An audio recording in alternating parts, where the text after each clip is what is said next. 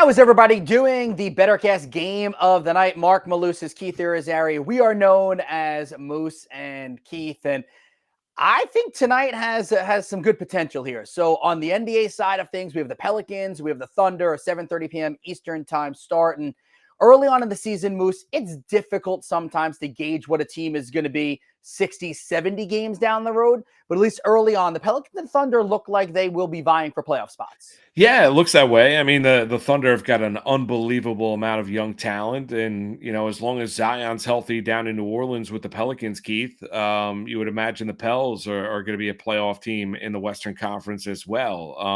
And you're right. I mean, early on in this NBA season, it's hard to kind of gauge where teams are at.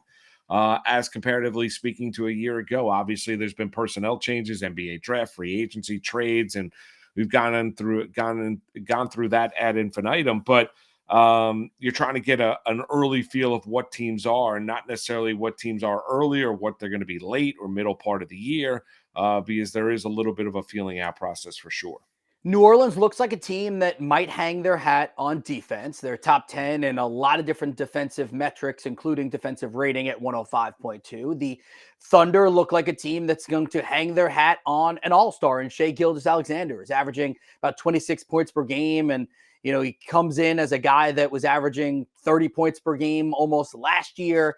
And it's a team in the Thunder that it's got great offensive rating. So, kind of polar opposites, I guess you could say. Let's get into some of the questions. So one of the questions on here, and most of these are player prop driven at least, one of the questions was about Zion Williamson. You alluded to it. He's healthy right now. So we're setting the number at 21.5. Does he go over or under this in points? Yeah, I'm going to go over. I am. And you look at, Oklahoma, they've got a tremendous, offensive rating when you look at what they like to do. I think Zion, we've seen him. The biggest concern has not been whether or not he's good or whether or not his game relates to the NBA as compared to what he was in college.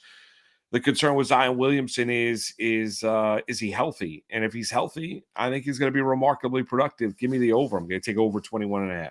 Yeah, I think when he's healthy, Zion Williamson, bookmark, 23, 24 points every night, bookmark 8 rebounds, bookmark a couple of assists and that kind of thing.